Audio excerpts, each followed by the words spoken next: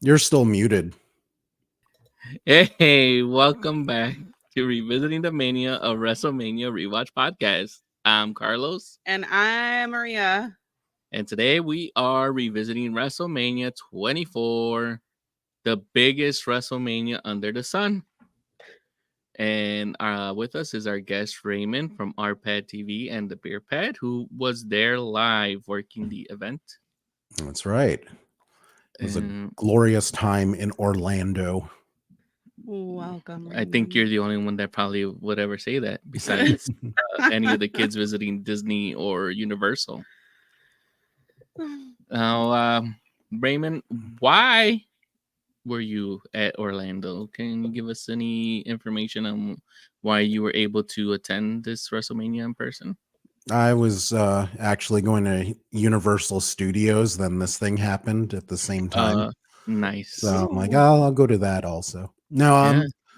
I was writing about video games back then, and THQ used to host video game writers to an event called the Superstar Challenge, where different WWE talent would play each other in the THQ video game. So it was fun to see who was into it, who was not. Yeah. Some of the ones surprised you. Back Which was the then, biggest? in terms of skills, Oh no, just like which one were you like not expecting to actually be a gamer, and then you ended up like being surprised by it? Kane, I didn't think he would be any good, but he's pretty good. He plays online a lot. Kofi's really good. Shelton Benjamin was another one, but then as the newer guys came on later, Woods is really good and total game nerd as well. Shad Gaspard, Oh, rest in peace. rest in peace, sir. But he was a big gamer and shockingly a comic books nerd also. So Okay. that's very cool. Yeah. That is pretty cool. And so I see you sent me some pictures. Thank you in advance for sending Yeah, that here. Let's you got to meet Carlito, my That's name, correct. as we say in Spanish, my tocayo. Our namesake here. We share the same first name. And oh, it looks like he's indulging here of an alcoholic beverage. Yes. We have Chicago's own CM Punk. Phil. Yeah. Okay, so I remember now. I think at this point I was writing for Games Radar and I was doing a weekly Pokemon column, which was why I had all these Well, you had this Pokemon. Meryl, Yes. this electric Elekid. Elekid. This is an awesome photo. It's super cute. Blossom. And then you got to meet before he became the destroyer of worlds, Matt Hardy. I think he was like the destroyer of French fries back then or something. And then Matt got a little touchy feely there. I'm like, dude, get off me, man. It looks like he also indulged in something. You can see it in his eyes. Good. It looks like everybody was having a good time. So what was that event like, Ray? Oh, these are great events. Partially because these guys are more relaxed. There's not a bunch of press. It's a break from the WrestleMania craziness, so gets their attention away from the match for a little bit. There's the late Ashley Massaro. Yeah, which we got to see her later on in the event. Yeah. Did she also play in anything, or she was just there just for the eye candy? She played. I don't want to say she played well. So yeah. So yeah, she was there. They had a women's contest as well. Yeah. So can you let us know how the event went? Or like what was the setup like? How did you get to meet all of them? I mean, these are awesome photos and some of our favorites. So THQ has a little area set off. Sometimes it's integrated into the fan event. What do they call those? They called it Access, but now it's being taken care of by Fanatics. So now it's like a Fanatics event. So sometimes it was within the Access event. Sometimes it was separate. It just depends what access to the venue they had. And yeah, it was, it wasn't terribly organized or anything. They had an MC and everything. I think one year at the Chicago one, Cena actually performed his song on stage, so that was kind What? of neat. Yeah, He sang it, or I know yeah, he yeah. plays piano too. So No, he did the whole rap. We had a full band and everything, and we learned that you can't see him. His time is now. So How were you able to see him and know that he was rapping then? you could see his clothes. Oh, He himself is invisible, but his clothes are quite visible. he suffers that invisible man Yeah, he thing did where not have Reed Richards' unstable molecules to nice. yeah. All right. So I'm just wondering, out of the people that you met, did you have any favorites?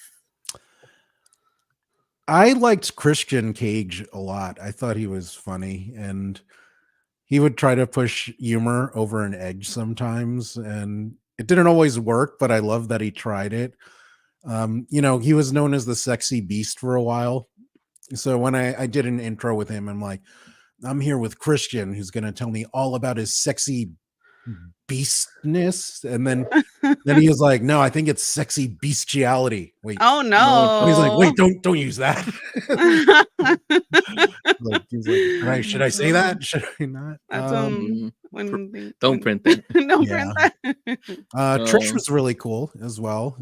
She was playful on camera. When I introed her, I'm like, I'm here with my favorite diva, Trish. And she's like, wait a minute. If I roll back tape, will I see you saying anyone else is your favorite diva, or is it really me? I'm like, it's really you, Trish. So it's like, okay, that's cool. Yeah. That's really cool. Yeah. That's cool. Now, before we continue into our WrestleMania dive, since we are ourselves also on the road to WrestleMania, That's Maria, right. Literally. WrestleMania 40 is coming up. So Maria's been joining the wrestlers and other people and fans like ourselves who are watching the story unfold. So Yes. she actually watched both of the chamber matches. This is the first time she's seen either of the elimination chamber matches. Oh, did you get a chance to watch? I watched that live. I was up at 2 a.m. What? My time. Yeah. How are you still up right now? Are you? I took a nap after the chamber ended, and then my soccer team was playing at 9:30. Who So was it? Manchester City, and they scored, fell back asleep again, woke up at the end of the match, and took another nap. So Wow. I'm kind of here, but Mm, yeah. What did you think of the structure and the chamber and all that? It's I pretty thought it was gnarly. awesome. I like Yeah. how I like the setup, the color that they had for the cage, how it lit up. It looked pretty awesome. And I like how everybody came out of their chamber. And I'm a fan of it. I Yeah. really enjoyed the women's part of the chamber. Yeah, I thought they had the better one for sure. And I saw some excellent wrestling this morning, Yeah. and it's just impressive just to think that, like you said, this was in Australia airing at 2:00 in the morning, but we've been talking about it since it aired, so it's still going. Do you know what time is it? Yeah, she became a big Tiffy fan. Tiffy time. Yeah. Yeah. Someone was very wide-eyed and excited when Tiffany Stratton had her little sequence of moves there.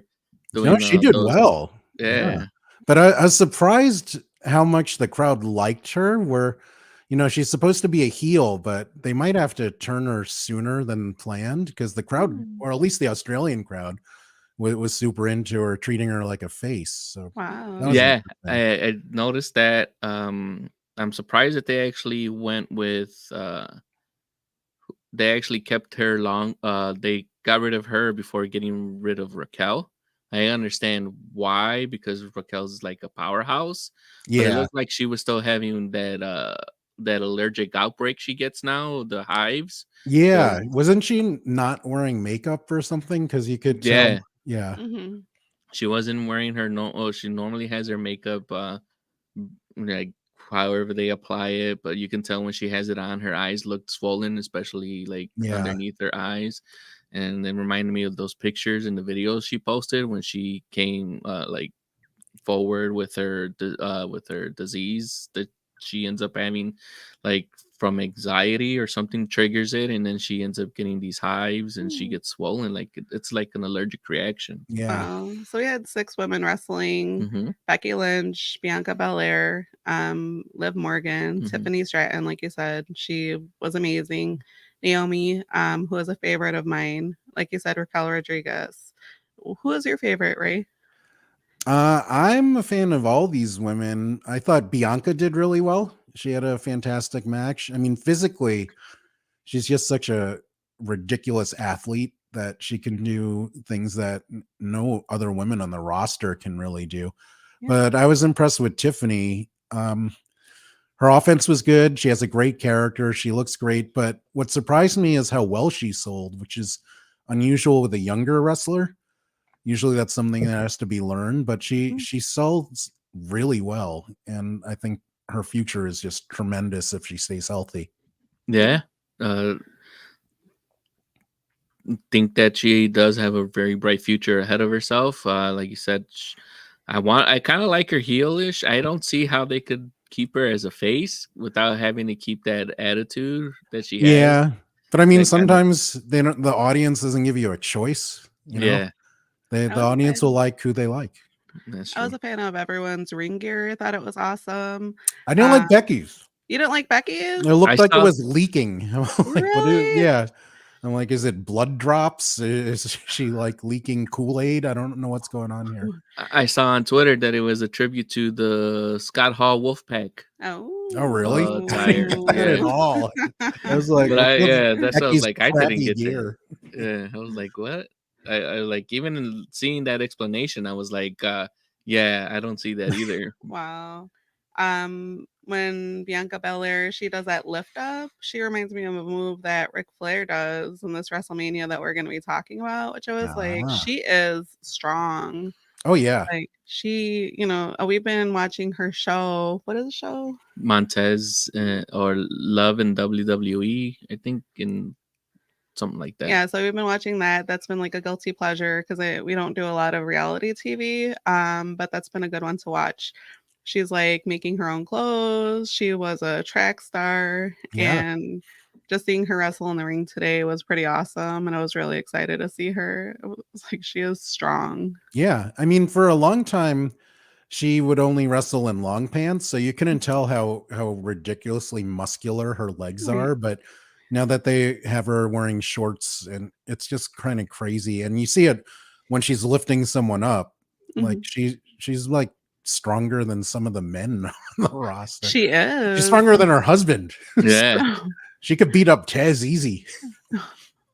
I am a fan of him too. I like to see him wrestle. Yeah, they didn't have him in this event again. But No, they didn't. Were you surprised? I'm surprised that since we were watching that show, they're following their story from last year's WrestleMania. So they showed him getting booked, and when he finally got it to the Elimination Chamber, and then he had that one spot where he climbs a cage and drops himself onto everybody. Oh, that's right. That was good. A good spot. Mm-hmm. Like he said, I'm a fan of Tiffany Stratton. When I saw her go flying across, the stage, I was like, holy crap. It was so impressive. And then there were just like a lot of body slams too. So I was really happy to see such good wrestling today. My thing about this, what I didn't enjoy was the go home sequence, because you got it was fast. I didn't like the finish. I thought it was a little quick. But I would have liked to have Liv and Bianca and Becky have more one-on-one time. Yeah, but I guess maybe they were running long because they still had to get the tag team match in, which we haven't watched. Grayson Waller had a vignette or some type of time. We didn't watch that, and we didn't watch Mommy. The tag match, everything was good. I thought the men's chamber was the worst match out of all That's of what them. I hear.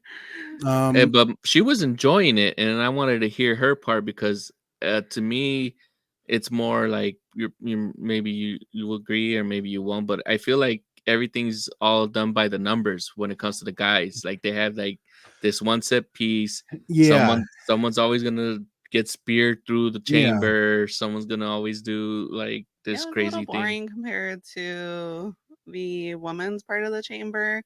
So we have Drew McIntyre, LA Knight, Randy Orton, Bobby Lashley, Kevin Owens. Haven't seen him in a while. Logan Paul. And as far as me being a fan, of course, of Randy Orton and Kevin Owens and Drew.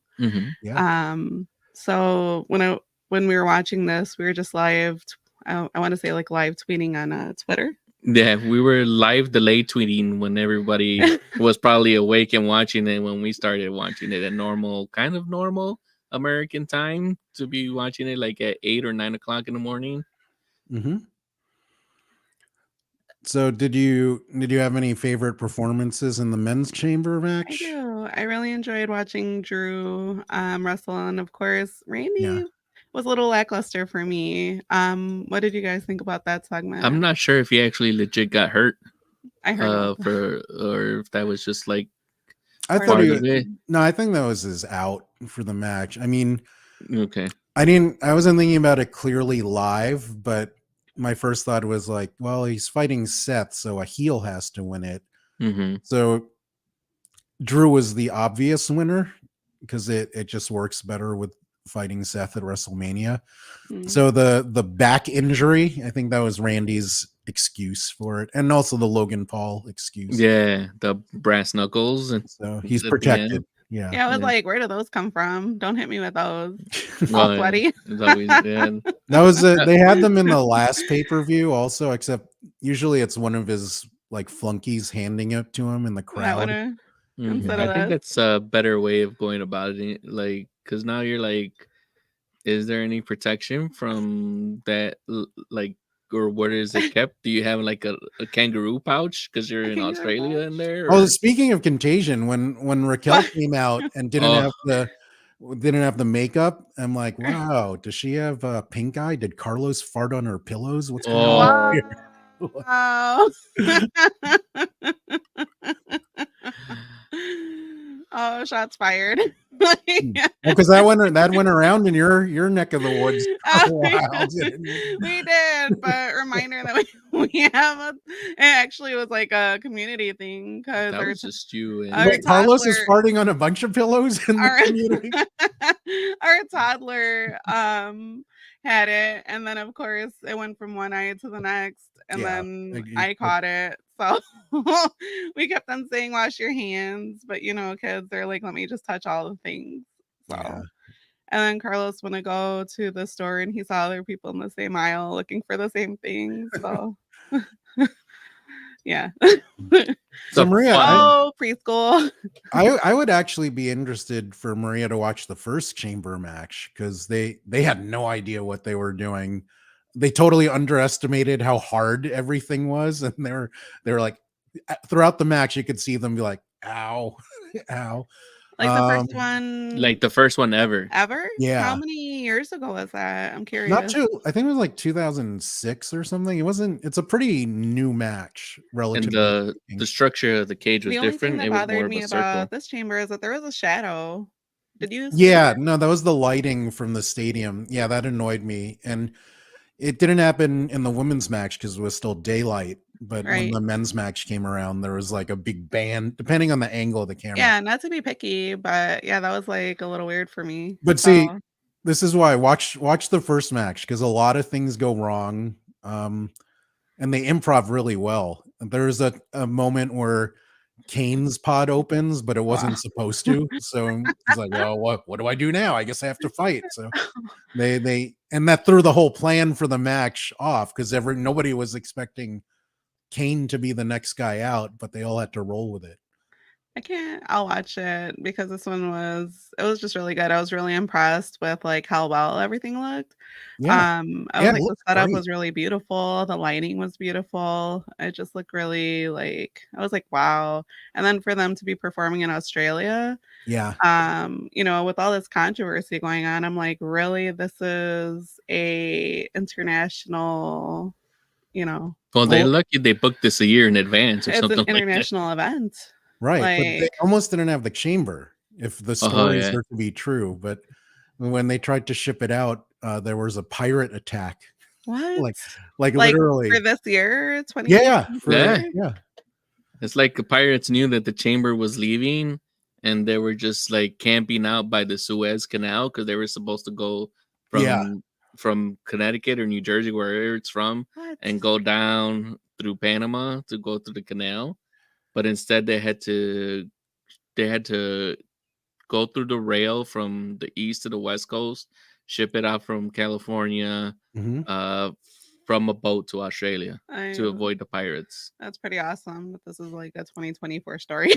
Yeah. What do you think modern pirate? Because I'm still picturing Johnny Depp like in Yeah. Pirates. You're not of the thinking of Caribbean. like I'm the captain now. Yeah, you're not thinking about the Somali pirates? That's what I was like. I don't have a clear picture of those guys in my head as much as like the puffy shirt pirates with the disgusting. You're like the old timey pirates. Yeah, they all should look like Captain Morgan.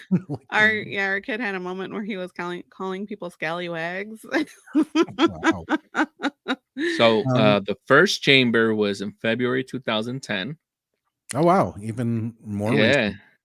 And then it was Shawn Michaels, who was wearing brown Winnie the Pooh pants, and he looked stupid. This one doesn't say that. What year was I went that? into I think maybe this one they started the pay-per-view then of the chamber. Yeah, Shawn was in the first because he had that AJ Styles soccer mom haircut at the time when it was in between growing it out. Yeah.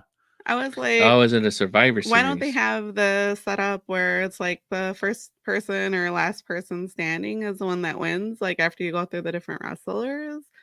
I think that would have been awesome, like who's last man standing. And then I was like, if that was the case, when Shawn Michaels was wrestling, I could see him being at the end, just because I'm a fan of Shawn. You think Hunter's gonna catch anything for having the only African American people in the matches be the first people eliminated? I didn't even notice that. Was that the case? Oh yeah, but I mean Bianca was there for a good stretch, so that balances out. Oh. Lashley. I was like, so new I didn't notice. Like, I didn't notice that. I was surprised when Naomi was out, though. She's definitely a favorite of mine. Also, like a kick-ass wrestler. Yeah, but they haven't really written any. She's only been back for like a month. Yeah, so they need to make a long-term story for her. Did she have an injury or no? They just need to give her a story. She was out for a little bit. No, she was in TNA. Oh, that's right. So she left WWE for a little bit. Mm-hmm. Well, yeah, she left with Sasha when they were tag team champs and they were given garbage to work with, so they asked for their releases. Wow. And they got them. Carlos was saying that she did really well at TNA. That she won a couple of championships. Yeah, I don't really watch it. Like I watch clips of it, but no, she's definitely talented. Sometimes I still think about her being a funkadactyl. I'm like, where's Cameron? Yeah. That's what she was asking for. She's like, where's Cameron? What is she doing? I'm like, I have no idea. No one talked about her. I will admit, I thought that Naomi was better of the two wrestlers, though. Oh, much. Yeah, not even close. Like Cameron was not very good. Like no shade, but yeah, I'm like, So you guys skipped the tag match. Highly recommended. Okay. And then the mommy match. Mommy match was as good as a Nia Jax match can be. I don't know. Rhea carried her. Not really. I don't think Nia's can ever be in a really good match. Rhea did well, put a lot of effort in. I guess Nia did better than normal. She didn't hurt anyone. So that's a plus. Does that happen with her wrestling? Sometimes. Yeah, she's known for, they call her Nia Botch. Wow. But the tag match, yeah, you should watch it. I mean, I'm a big Pete Dunne fan, but Tyler Bate did super well. He had Priest in an airplane spin for like 3 minutes. It was wow, ridiculous. I'm like, how is this tiny man? Yeah, I was going to say, like, how are they still going? Short. Yeah. Well, plus, you learn what happened to R-Truth.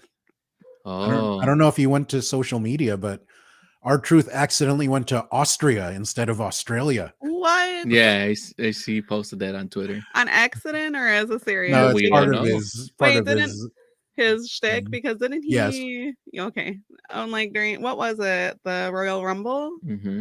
Okay. Yeah, that tag me in spot. Tag Tag. me in. Where was the one where he thought it was the Money in the Bank and he climbed up? Was that during an older Rumble? Wasn't that just a Survivor Series? Or where he grabbed it? It felt like it was recent where he grabbed that and then he started setting up the ladder. Oh, he had an old one where he did the Okay. ladder. Hmm. Yeah. All right, so before we finish wrapping this up, I found the first one, like you mentioned, Survivor Series 2002.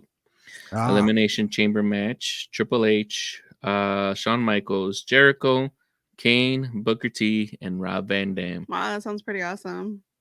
But like you said, a little messy.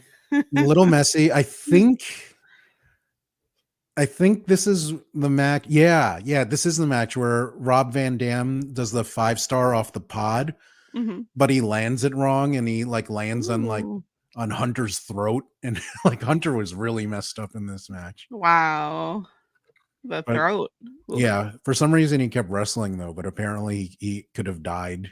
That is crazy. Wow. All right.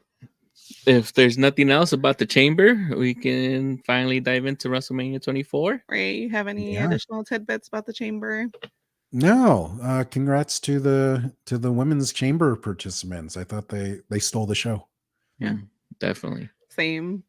So with that takes us into WrestleMania 24. Yeah, you got any tidbits? I do. So it took place on March 30th of 2008 at the Florida Citrus Bowl in Orlando, Florida.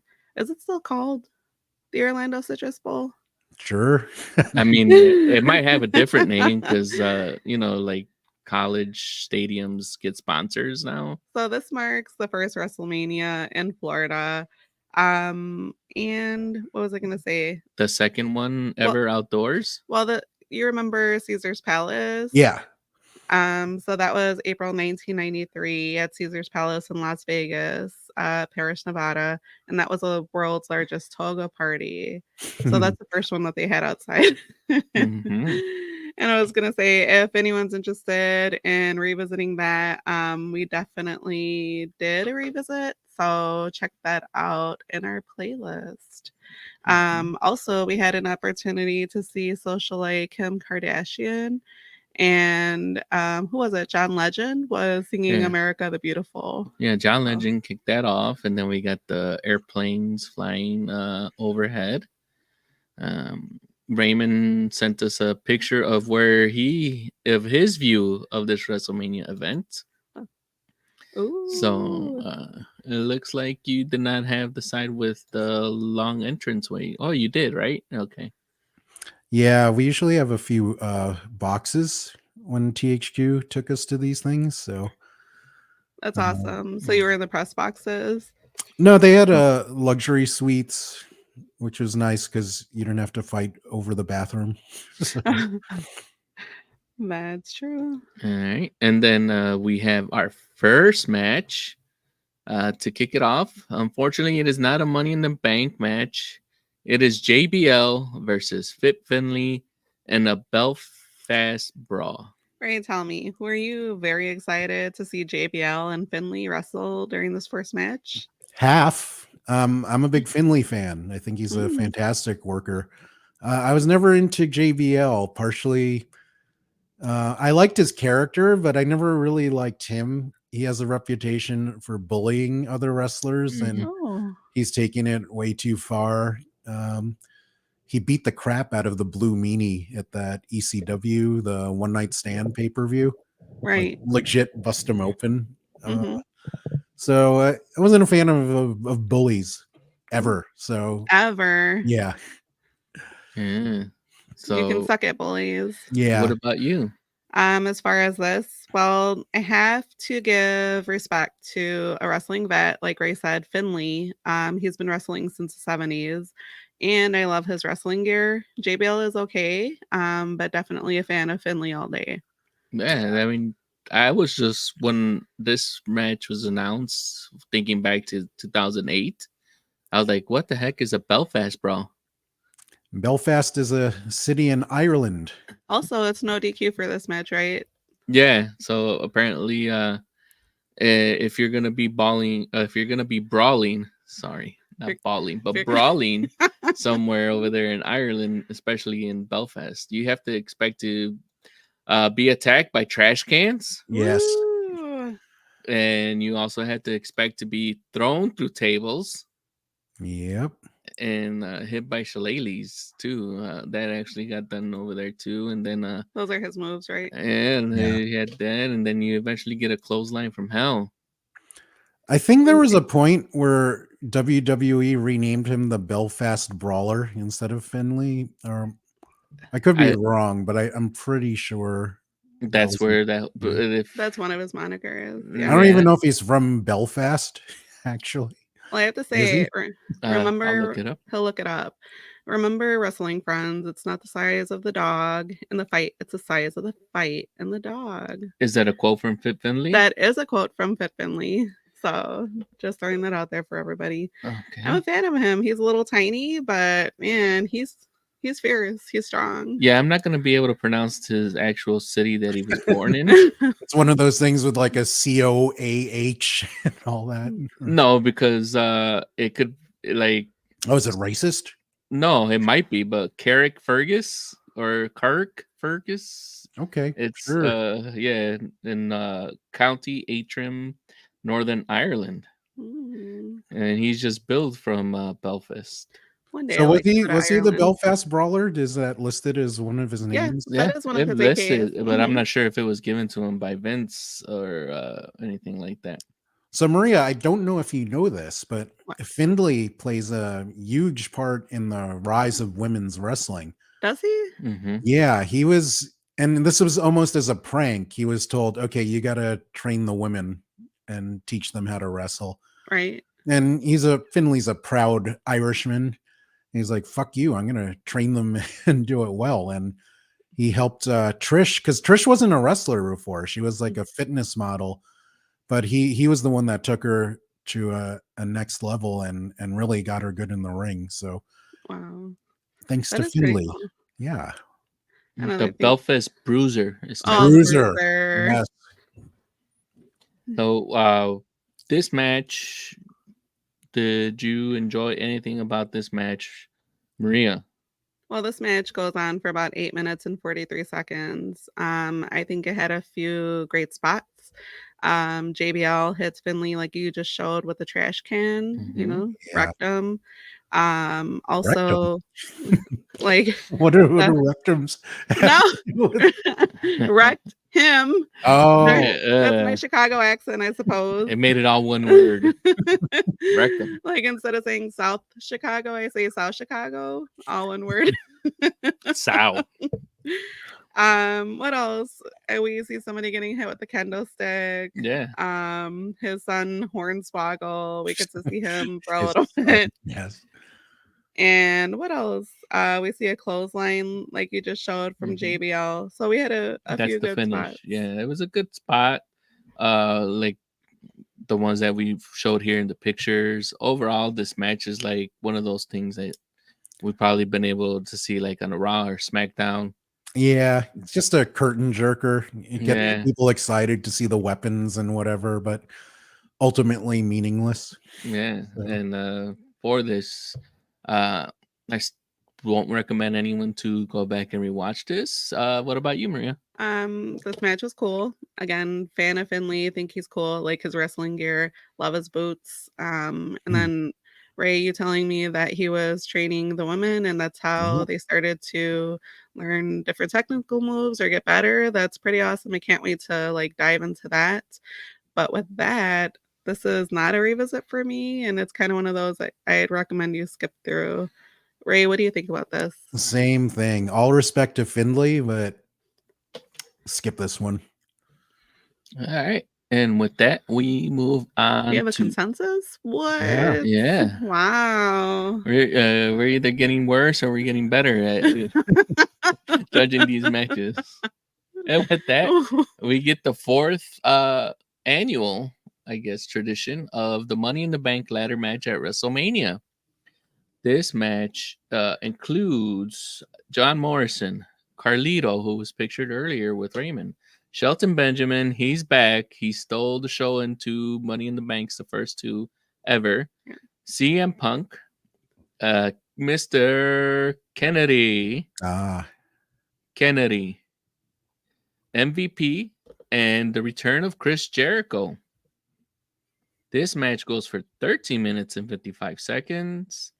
Maria, I think you might have seen John Morrison before at a WrestleMania. It was kind of like brief. He's awesome. But I guess this would probably, if you didn't remember, would be a reintroduction. What do you think about John Morrison? I'm a fan of very handsome gentleman, physically fit. I was excited to see him. I like his wrestling gear. I wish his coat went a little bit longer, just so he had like a cape. I'm usually a little bit more objective with who I'm rooting for, but I'm a fan of all the wrestlers in this match, including Kennedy. I love a ladder match, and this one didn't disappoint me. I was happy to see it. All right. Did you have any favorite spots or anything that you wanted to point out? Well, we see the man of 1,004 holds. Jericho hit MVP with the ladder, which is pretty cool. Yeah, he also puts Morrison into this upside down walls of Jericho. These were weird for me. Ray, what do you think about this? You were there live. Yeah, how did this play out? How did this play out while you were watching it? It looks even worse from afar. So it's like, what are these guys doing? Did he slip? Like, so it probably looks better on TV because it's zoomed in, so you can actually see what's going on. Like, it's like, why are they stretching in the middle of the match? These were as awkward on TV as they were for you in person. Including that spot where Jericho is hanging towards the end of this match with one leg. That looked painful and unnecessary. I was like, what? I appreciate them trying to bring different moves to this match, but it looked a little rough. So yeah.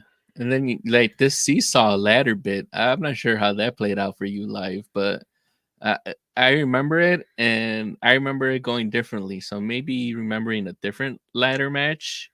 Because I think the Hardys might have did this in that one of those 4 ways, but it might have been done differently with like a smaller ladder, as opposed to like, I think this is probably like a 10 and a 15-foot ladder that they might be doing here. It just didn't seesaw well. No, it did. I remember distinctly. I think it was Jose, our friend Jose Sanchez, famous from the Electric Playground. When this spot was happening, we were both thinking like, these guys like must have sucked at Legos as kids because they're building crap. Right. But there was some fun spots in this one. Yeah. What were some of your favorites? My favorite one, which I couldn't get a picture of, is when John Morrison grabs the baby ladder. There's like a 4-foot or a 3-foot ladder, and then he climbs up the turnbuckle and he does a moonsault. He doesn't hit anybody with the ladder or with the moonsault. But in the theory of it and the way they cut across from the producing way, it kind of looks like he might have hit somebody in an angle. But if you like carefully break it down, he really doesn't make any contact with anybody besides with like his feet coming down from the moonsault. But that was a pretty cool thing because I hadn't seen anyone try that before. I'm not sure if anyone had tried that like at a Ring of Honor or any other type of wrestling promotion, but it was interesting to see. Yeah, let's assume they tried everything at Ring of Honor or CZW at one point, and that's just like the testing ground for crazy ideas. Yeah. In this match, I was rooting for Kennedy. He's a friend of a friend, so there was like a personal connection there. And he does a lot of things that are old school that I don't think he gets enough credit for. Like one of my favorite things for him, if like someone gets him set up for a choke slam, he will do like little punches trying to fight his way out. So it look, instead of just like, okay, I guess I have to take this choke slam now. But I like the little things he does to sell offense and make it look like he's actually struggling and trying to win a fight instead of the obvious choreography. Also a fan of Morrison. I'm still trying to figure out how he can move in slow motion. That's very impressive. It's his own bullet time. Yes. Yeah. We also get some interference. We get a Matt Hardy. Yep. No DQs, everybody. Yeah, he comes back and tries to get some revenge over here on MVP. Were you surprised to see him or excited to see him, Ray? Not really excited. No. Which was weird because he was so nice when I met him the day before. That looked like a very pleasant interaction. No, he's really Raymond was sweet. probably excited. Like he just met him the night before or a few days before, and here he's like, "Oh," but it probably was ruined for you. You look like a really nice you gentleman. got to see him, and you probably knew that if he wasn't on the kickoff match that they had before, that he had to at least. They always have everyone there at these events at like access, like a lot of the people that don't even work or at the tournament and at the fan events, so it helps them get the WrestleMania payday and gives them something to do. Right. What I did find out, because we only had 7 participants in this. Are you talking about Jeff Hardy? Yes. Oh yeah. Brother Nero unfortunately was scheduled to be part of this match, but he got pulled because of the wellness policy. Oh, okay. Yeah, so he had to be punished. So you got anything else? No, I just want to show off my cup because it has sweet chin music happening on it. Yes, it's appropriate. I used to have that cup. What happened? Guest broke it. I was so annoyed. Was it me? Wait, who's also the gentleman? Who is it? Well, I mean, if people cannot see, that's the match that we're gonna see our review later on today. Yeah. But I am so sad that happened. I'm sad it happened. I know I'd like to get some more, but I don't think they sell them anymore. Right? If I find one, we'll make sure we get you one or 2. Yeah. But as for this, we get the winner. It ends up being Phil. Punk. Yeah, Phil ends up winning. Phil with the long hair. Yeah, Phil with the long hair. What did you think? Because you said that you were a fan of Kennedy. You enjoyed everything that he liked, that he did. Old school type of storytelling and selling and things like that. If I'm thinking back to 2008, I probably would have been cheering for Jericho just because I was excited to see Jericho back because he had been gone for a while. And I'm not sure I was a little disappointed that Shelton Benjamin didn't have some bigger play in this because he did so well in the last few ladder matches. That seems to be his role, though. Unfortunately, they give him these really cool spots, whether it's this match or running up a ladder. He's had some Royal Rumble saves where he like jumps on the table instead of hitting the floor, and but they never let him win. Oh, boo. I mean, I get why. He's awesome in the ring.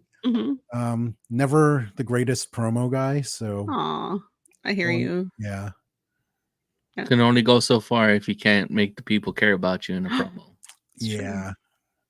Which is a shame because he's a cool dude. So also, and you always have to root for the and gamer. Kennedy. Oh, he's a gamer. I forget that he was.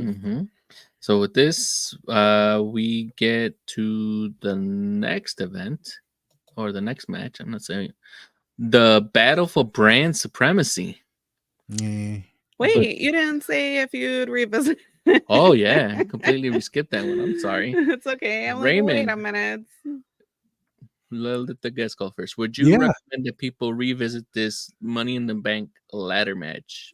I do, simply because there's a lot of cool spots that happen, but also everyone involved is just really talented, and some of them are still working today, like Jericho and Hardy. I guess MVP kind of.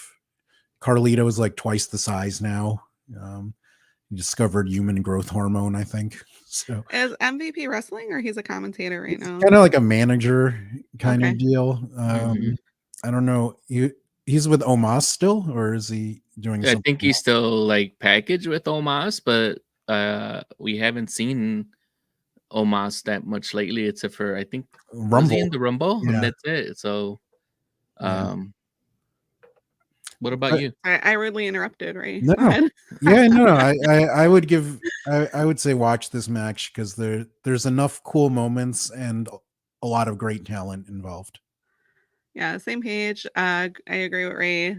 Tons of great talent. I'm a fan of so many of these wrestlers. Like I said, usually I can pick like one or two that are like highlights for me, but I'm a fan of all of these wrestlers in the ring. Fun ladder match. Watch it, revisit it when you have time. Yeah, I definitely agree. We can call this a clean sweep. That's probably why it skipped my head, because it seemed that we were all going to be doing that. But this match, as far as like, if we're just pertaining to this WrestleMania 24 match, this is one of the highlights of this card. But if we're going like overall Money in the Bank history, I would recommend that you don't. But if we're just revisiting WrestleMania 24, which we normally recommend here, yes, definitely go out, watch this. You get to see a lot of fun spots with the ladder, especially from John Morrison and Shelton Benjamin as well. He continues to steal the show in this. We might not have like highlighted anything in any of our recaps here or comments that we had in our notes, but he is always like putting out his best foot forward when it comes to showing out at a WrestleMania, at a Money in the Bank match. And now the match for brand supremacy, Umanga versus Batista. This match is for the brand supremacy. For some reason, we needed a match at WrestleMania to see if SmackDown or Raw was the better brand. And now this made me pose another question, because I just remembered we have the ECW title on the line in this one and only WrestleMania. Huh. Why don't we have anyone representing ECW? Because they want to sweep that under the rug as soon as possible. So, yes. So this match goes for 7 minutes and 6 seconds. Mm-hmm. Maria, you are a fan of Batista. I am. The person, the wrestler, the actor. Yeah, the actor especially. Raymond, you are maybe more of a Umanga fan than Batista? Definitely much more. Batista is a wrestler I just never liked, and especially after this weekend, I liked him even less. Why? What happened? Because one of the things that THQ gave us was this book, Batista Unleashed. No. And I read this book, and it made me think less of Batista, especially when he's like kept calling himself white, even though he's part Filipino. Is he? Yes. What? And he's like, you weren't white when you walked Manny Pacquiao out of the ring. Did you stop being white then? But also he's just an idiot in this, but it's his autobiography and he makes himself look like an asshole. I don't think that's the goal of these books, but this was also one of the most unintentionally funny things I've ever read, because he's so stupid. And he reflects this in the book. I was going to ask if you wrote a review on that book back then. No, but at dinner, I kept mine with me, and I kept going around to different tables and being like, and now a reading from the book of Batista. What? And then I'd read like a paragraph or two. Oh, wow. That sounds like it was fun. And look, he signed mine. Wow. Oh my God. No, that's not actually him. My friend Jose wrote that. Oh, okay. I was gonna say, I'm like, what? Yeah, because our previous guest, Wayne from Podcast Championship Wrestling, mentioned that he got his autograph when he was approached by Batista because he took the last paper towel in the bathroom. Huh. So, well, wow. Rather story. I wonder if his views have changed since he wrote them. Do you know if he got a lot of backlash at that time for that book, or? I don't think he really cared. Okay. And you shouldn't. You're a Morrison fan, right? So he stole Morrison's girl in WWE in real life. In real life? Yes. He stole Melina? He was dating Melina, and then Batista went and slept with her. I will say, can you really steal something if it's not fully yours? Ooh. I don't know. You got to respect the lines. I do. I mean, I agree with you. I'm one of those people that's like, I don't really. You're not. You're just saying that, Ray. The audacity. I am just saying that. Oh, Ray. I may have pulled Batista's in the past. So, Oh, All right. well, with that, Maria, do you have shit. do you have anything that you want to highlight or anything that you like Well, about this match? before Ray told me about that bug, I was gonna say that I like Batista. He doesn't have a lot of like wrestling finesse, No. like Shawn Michaels or like I can name a few more. But he has like brute strength. Yeah. And I was gonna say they call him the animal for a reason. So there were lots of body slams in this match. I thought it was cool, but it was actually not a favorite for me. But Ray, you saw this live. What was it like? Did you like it? You love it? We were making book jokes the whole time in the tweet. So that's how we entertained ourselves during this otherwise skippable match. Yeah. So Ray and Jose were probably like, "What are we gonna do for the next 10 minutes that this match is going on?" And we're like, just read excerpts from Batista's book. Well, one of the things he does throughout the book is if he doesn't like someone, he writes, like he doesn't like Bubba Ray Dudley. He's like, Bubba Ray's a piece of shit in my book. I'm like, well, What? this is your book. Like And literally, this is your bug. he writes that several times. He's like, as much as I love Devon, I never understood why he hung around Bubba Ray. That guy's a piece of shit in my book. I'm like, well, I don't know if you have to write in my book in your book because That should have been done by the editor or the ghostwriter. No, like, was it on purpose? who was the Did ghostwriter? somebody think it was funny? I don't know. Yeah. I don't know if because he says he's not a funny guy, which is kind of why his deadpan works as Drax, Mhm. because he doesn't kind of. He's very get, you know? dry. Yeah, he doesn't get it. It goes, but it's not. If it's too fast, he'll still catch it. If it Yeah. goes over his head. that's right. True. So I see. Ray So was not a since we fan talked of about this, but- everything else, but besides this match, I guess we can preemptively say this is a skip it for all three of us. Well, were you a fan of it, or I was not a fan of it. Were you rooting for anyone? No, like Oh, 2000. Go ahead. you didn't like Umaga. I liked Umaga a lot. Well, I mentioned in the previous one that you were watching, I didn't have an appreciation for Umaga before, but now like getting more like revisits done with Maria and having to do some research and like just putting everything together, I've become a fan of him. Mhm. And it's very like unfortunate that he was just booked pretty much like all the Samoans are booked, like they don't have like the ability to cut a promo. He can't speak for some reason. Yeah, That's another he thing. can't find the right gimmick for them, so they Right. just like, you're a powerhouse, and then it just burns out like in depending on how the crowd takes to you, like in either maybe like one WrestleMania or two WrestleMania seasons, and then you're like washed out. And Yeah, he, like you said, he is the international champion at least twice. Intercontinental. Yeah, and that's just like a mid-card belt, and at that point, it's just meant to catapult the next up-and-coming star, which is good if you think about it, because you know he has that tradition. He's a really good worker. He is supposed to be the like menacing big guy, the guy that's like you can't believe that he's gonna be like either the baby face or whomever he's facing is gonna be able to overcome the brute strength and the power that Umaga has. Well, at 50 pounds, standing 6'4", he surely can pull it off. Yeah.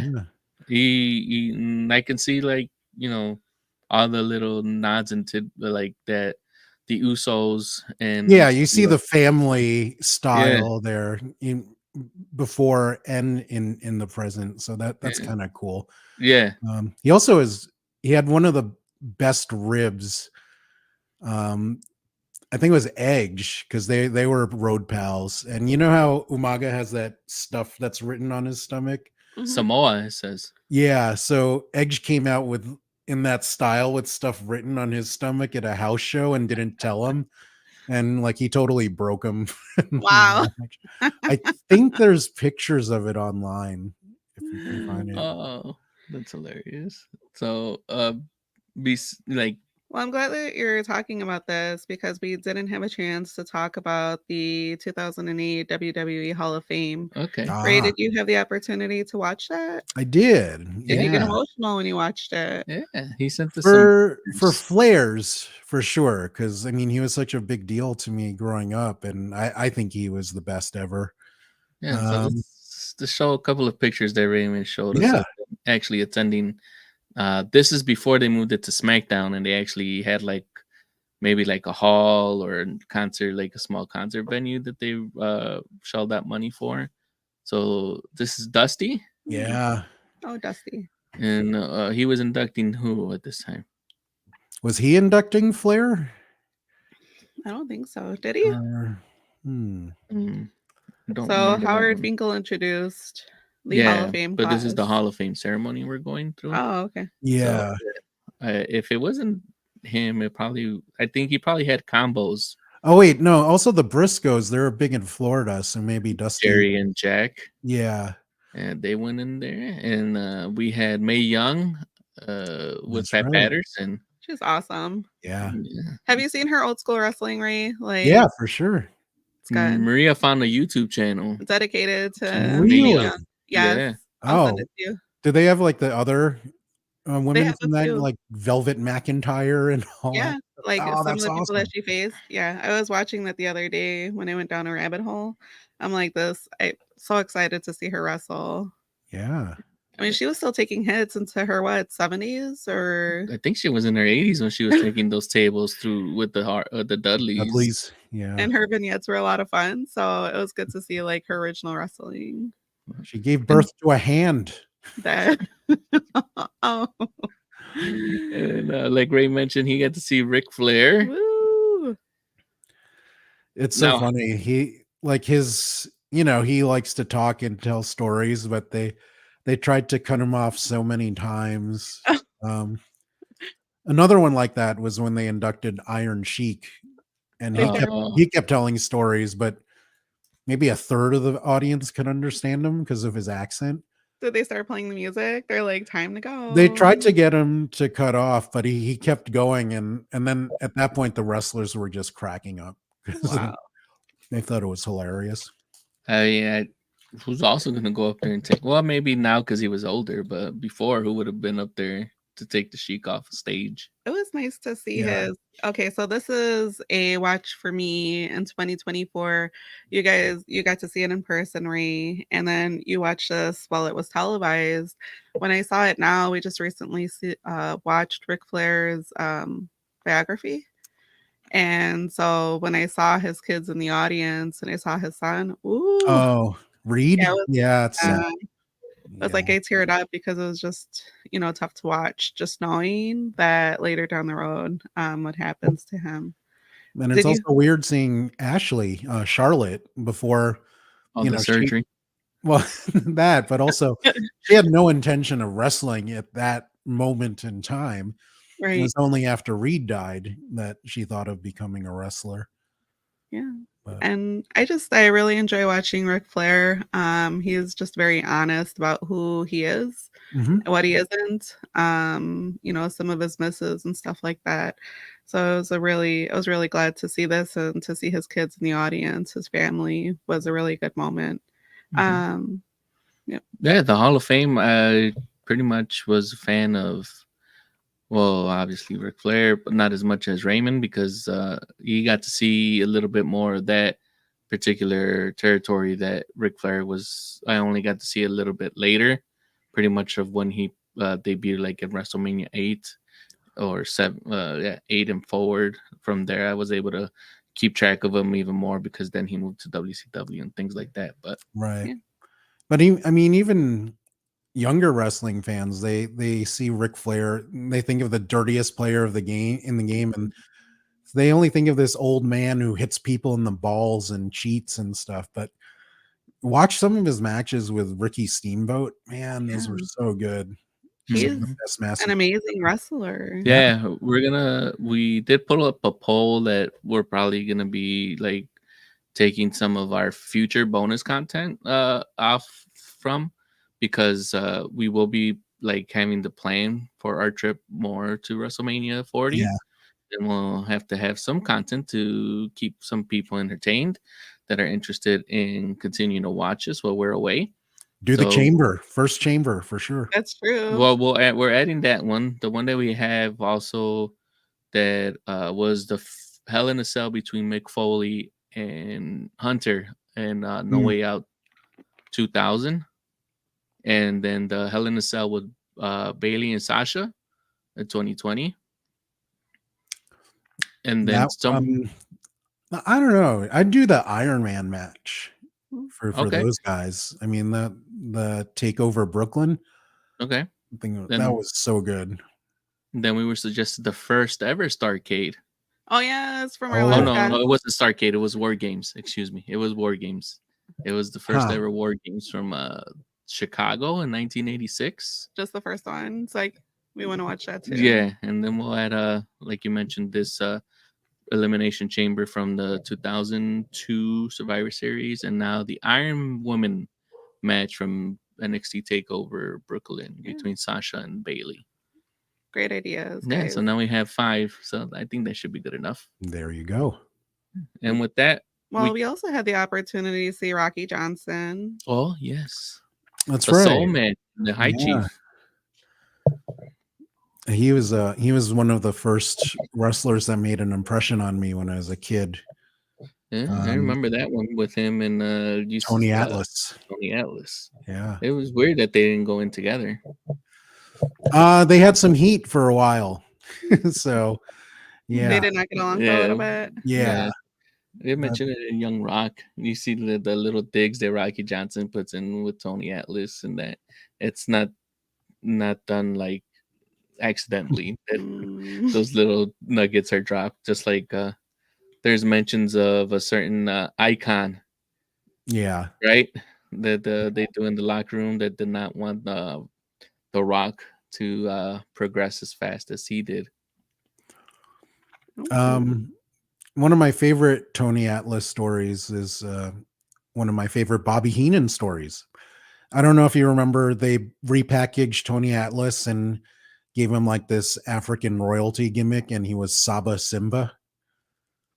Is that when he had like the lime fringe? Yes. Yeah. So Heenan goes, "Hey, Monsoon, I found out what Saba Simba means." He's like, "What's that, Brain?" "Room service." Oh, Heenan. Heenan was Brain. so good. We miss you. We miss you. What? Those comments, though. Oh, shit. Yes, they're of a certain. He couldn't say them now, but I don't know. That's funny. Oh, just because they're not scripted, he just comes up with them. Yeah, and he's supposed to be the bad guy commentator, so he did it really well. So I haven't seen anyone do it on the commentating booth as well as the Brain. Yeah, as of yet. I don't know. Does anyone try to do that though? Because I think Corey tried for a little bit, but he was never that edgy. No, like, he wasn't racist, so you can't do that anymore. Yeah, that's the only thing he fell short of. But he'd be rooting for the heels and things like that. By the way, shout out to Graves, because he pointed out, in the women's, I'm going back totally out of order. There are a bunch of spots in the women's chamber where one of the girls would try to pin 2 girls at one time. And then Graves like, "This is stupid. Why would you try to pin 2 people at once? You're wasting your body weight on 2 people instead of focusing on one." I'm like, thank you. Logic. Because I thought it looked moronic when they would try to pin 2 people at once. I'm like, this is not effective at all. I actually thought the finish was going to involve something like that, because they were setting it up for too long. But like it would have been like maybe Raquel eliminating, or maybe like Becky found a way to do it. That's what I was thinking, because they kept setting that up. But I'm glad they didn't do that. But it's dumb. It makes no sense. So anything else? We should have the 10 things that we didn't like about.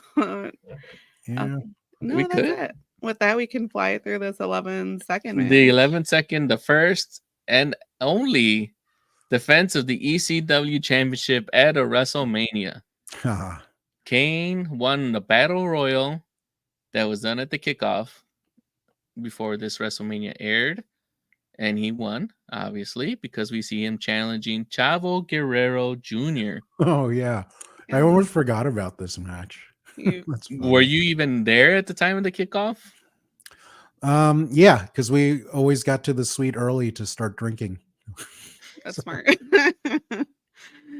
Well, this match goes for 11 seconds. Yeah. So if you blinked, or turned away or grabbed a beer to drink it, you probably missed it. Yeah, I know. I had to rewatch it a couple of times because I was wondering how long it was going to take Kane to get to the ring. Because from what I saw, it took The Undertaker 5 minutes to get to the ring. And they kind of like walk a little bit around the same type of pace, except for like Undertaker waits a little bit longer at the top of the ramp. So, but I think the introduction took longer than the match, right? Them the walking into introduction, yeah. So Kane ends up taking a shortcut. He's comes through the crowd. He sneaks behind and slides into the ring. The ref is trying to tell Chavo to turn around, like it's a horror movie. And Chavo's like, "What are you talking about? There's nothing behind." Oh my God, there's Kane, and he gets chokeslammed and pin win Kane. Rhea, me. did you enjoy the way this match went down? Yes. Well, one of Chavo's only lines is that he's not here to play games, he's here to win. But he didn't win, he lost. So aside from that, I think we have the only ECW match. I think you guys may have talked about no ECW representation there. And of course, this is not a recommended match for me. But again, it's 11 seconds. So if you see it, no sweat off your back. Yeah, no, it won't last any longer. Raymond. Yeah, I mean, it's not even a match, is it? It's like a blink, really long blink. Yeah. And they got paid. I'm happy they got paid. So we are happy you got paid. Go ahead and skip it if you're wanting to rewatch WrestleMania 24. So now we're going to talk about the main event, right? This is kind of like what they say it starts the main event. I don't know where they started, like double main eventing. 3. Well, there's 3, isn't there? 3 matches left. There's technically 5 matches left in this. Oh wow. Yeah. 5. Yeah, because we have the Ric Flair match, we have the Beth Phoenix tag match with the Playboy Bunny Mania. We have the triple threat match still. We have Money Mayweather versus Big Show. And you have the Undertaker. So this is like kind of like where I'm not sure why they were saying that this is starting the main event like hour or the main event half. Yeah, that's just marketing. Yeah. The main event is the last match. Like that's and we all know this probably should have been the main event. Shawn Michaels versus Ric Flair for what's being pushed as a career-threatening match. 38 years in the game, right? Yeah. We have the Showstopper versus the dirtiest player in the game. Mr. WrestleMania. Mr. WrestleMania versus the Nature Boy. This match goes for 21 minutes and 34 seconds. Raymond, you saw this live. What do you think about what did you cry? Were you all crying? I think we all were in the suite. I mean, this was just one of the best matches in terms of storytelling that I've ever seen. The lead up was great. Shawn was cutting those old Yeller promos, how they were going to shoot the dog. They had that Leave the Memories Alone song. Was that Fuel who did that one? I forget. Yeah. But that fit in perfectly with the story they were trying to tell. And at this point, Flair could not carry a match on his own. He needed help. And Shawn was the perfect guy to do that because he was the guy that Rick used to be. Like when Rick was younger, he could have a match with like a broom and it would be awesome because he can make anything look good. And that's where Shawn was at this point. So in terms of the last opponent, that couldn't have been a better pick. And you can tell how much work Shawn put into it in terms of Mhm. plotting the match out, and that was out of respect and love that he had for Rick. So yeah, there was so much going into this match, and they all wanted it to be great. There were some spots that were messed up. I think you're using a screenshot of one later where he has that. Does he do a moonsault to the outside? And Flair Shawn doesn't. does do this moonsault right here where Yeah, and Shawn Flair tries. doesn't catch him properly. Yeah, he does not catch him properly. There's the second moonsault that Shawn actually performs in this one because he actually does one off where he kind of like rubber bands or shoots himself off the ropes, Yeah, and then he completely takes a big like bump onto the announcer's table. yeah, I'm not sure if Rick was actually supposed to be there and he just couldn't get to that spot, or if that was actually planned. The only thing I could think of is hopefully I wouldn't think Rick would actually like leave him out there like that, and just to actually know that you have to like take the brunt of that table. yeah. No, that definitely looked like it hurt. But I guess what I'm saying is like even though it had mistakes, Yeah, it didn't matter. This was just such a good match yeah, in terms of storytelling, and the ending to me was fantastic. The "I'm sorry, I love you" super kick, which yeah. we kept doing like after the show at the bar and stuff. You were super kicking people. Well, we were more What? like kicking each other's shins, but Carlos has done that before. I'm curious. it would always be prefaced with "I'm sorry, I love you. Now get me a damn drink." Super kick kind of thing. So Were yeah. you able to see the robe that Ric Flair had from your Yeah. point of view? Yeah. What did you think about this? I think Well, isn't the woman that made all his robes in NWA WCW, wasn't that one of hers It also? was, but I was like, out of all the robes that he could have chosen, I like the color.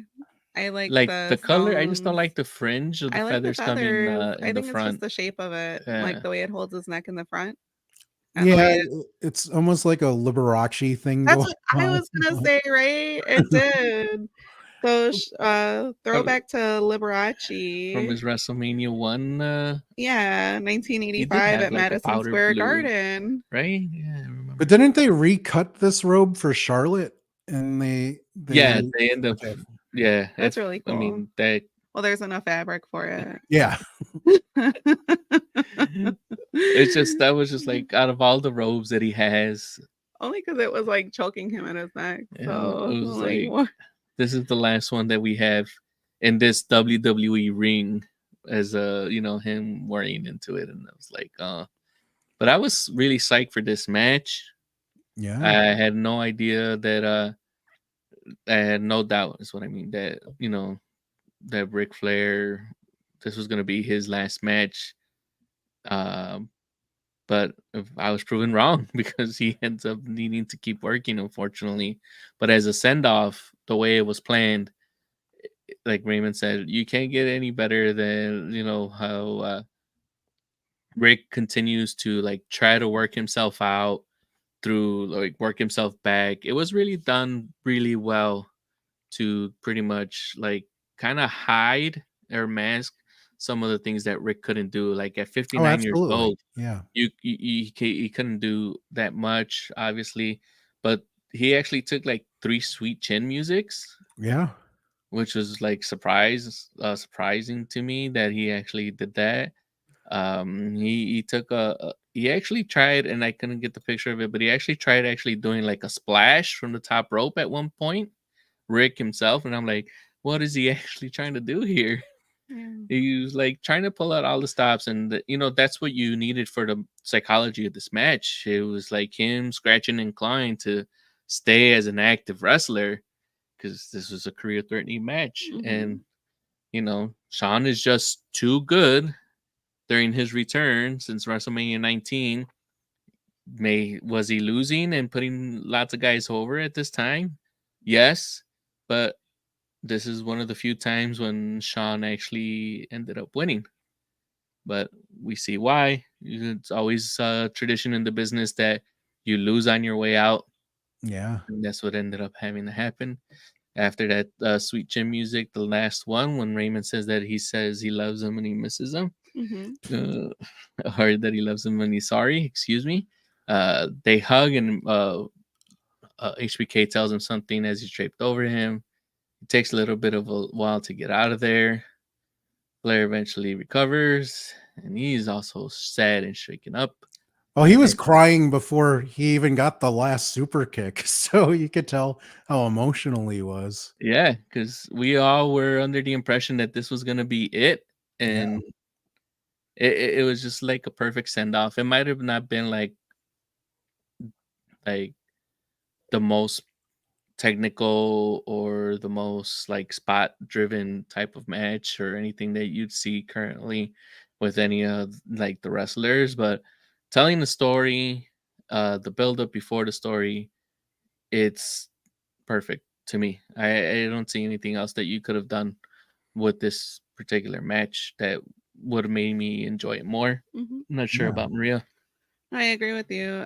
These are two of my favorite wrestlers. I really enjoy seeing Ric Flair wrestle, and even at this age, he's retiring. He's still pulling a lot of like good moves, still like making the distance. And if you ever want to see like good technique, good kayfabe, you watch these two wrestlers wrestle. Shawn Michaels was excellent. I loved his ring gear.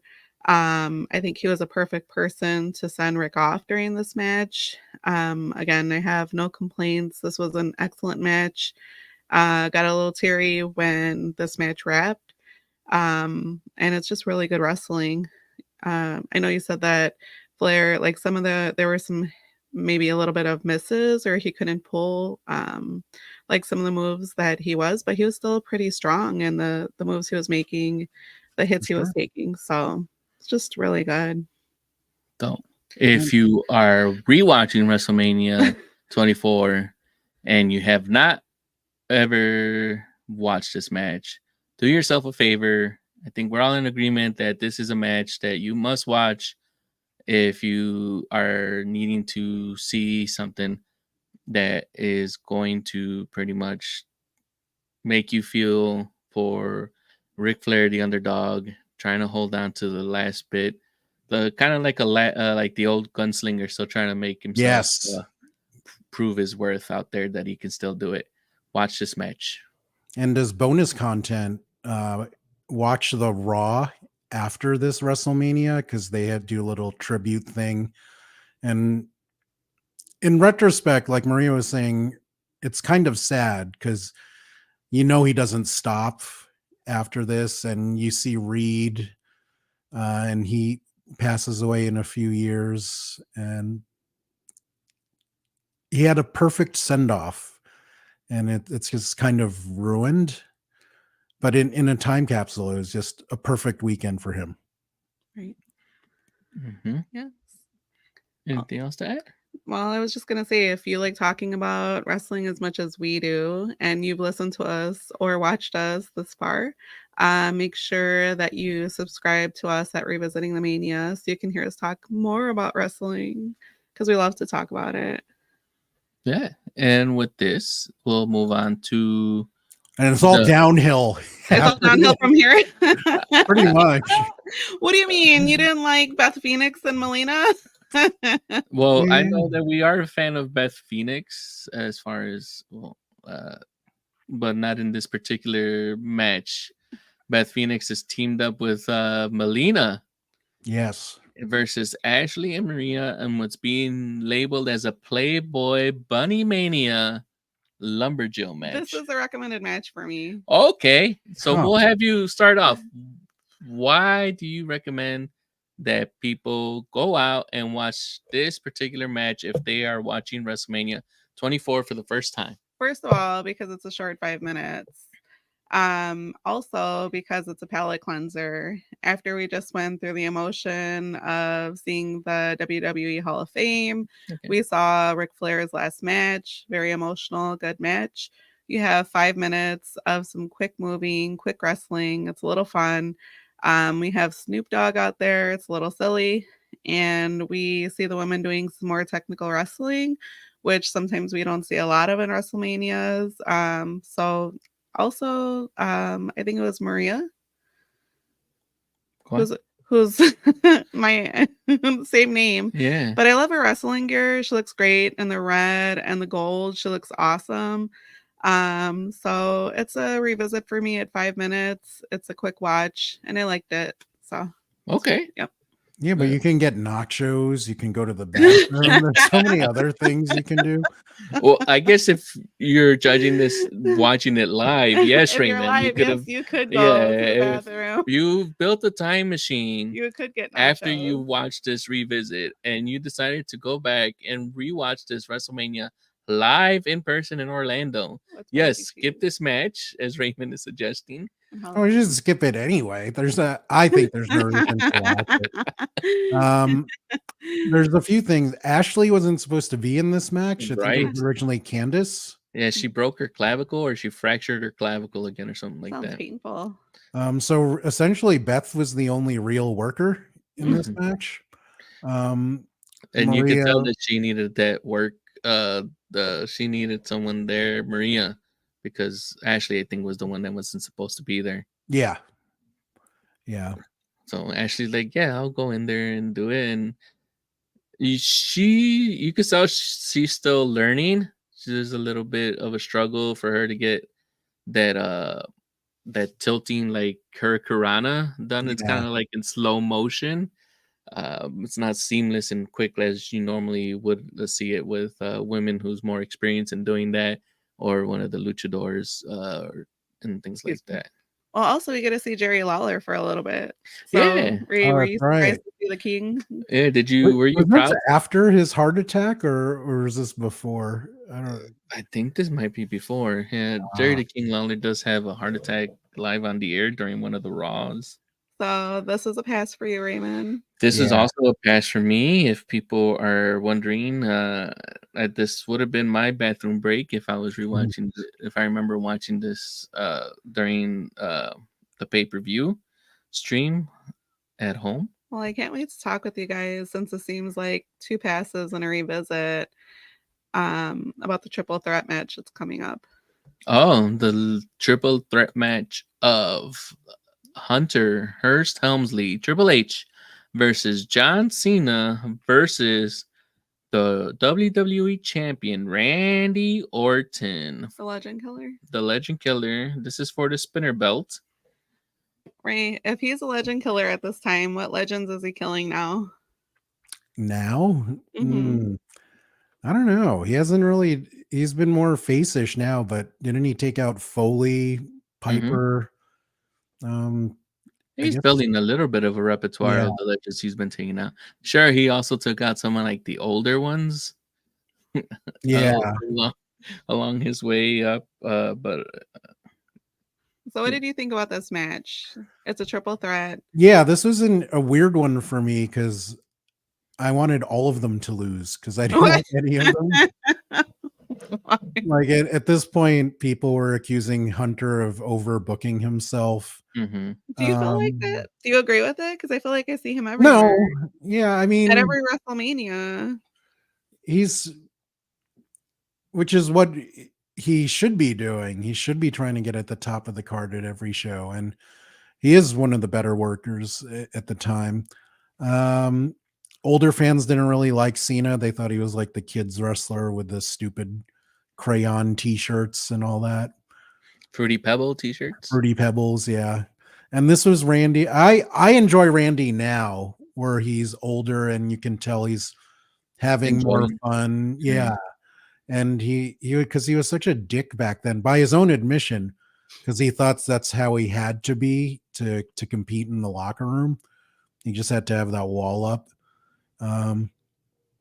And he figured things out. He became a great worker and a great guy in the locker room, which is weird because didn't he go AWOL in the military? And yet they let him play the Marine in like the Marine 3 or whatever. So it was kind of weird. We did glance over that in our previous revisit with our previous guest Anthony, because he's also a Marine veteran, and he mentioned that one of his friends was watching it, and his friend went to high school with Randy. Ah. And I was like, oh, okay. And I was like, how do you feel about people who wear like camouflage and things like this? We call it, like, as a veteran, we call it stolen valor. And he's like, oh yeah, we don't like it. And I go, yes, I'm in agreement. Just to summarize that. But what did you think when Randy went AWOL? Are you surprised that no one?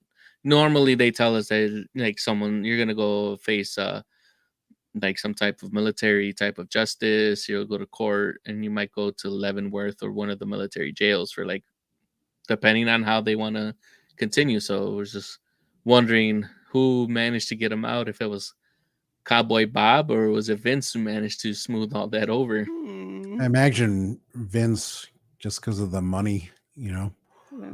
he can make things happen. So was this an exciting match for you to watch? This was one of the rare triple threat matches that I actually enjoyed.